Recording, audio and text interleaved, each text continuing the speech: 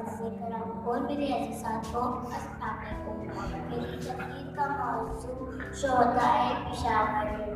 جناب صدر 16 دسمبر 2014 تاریخ کا وہ بہترین سیاہ دن جب ان صفاقی شریعت ان ننھے پھولوں کو شہید کر دیا جو آنے والا وقت ان سے خوشی تھی اور ان سے میرے شہر میں میری نسل وجود میں مانو بتائیں کس طرح بیٹا جواب ہوتا ہے۔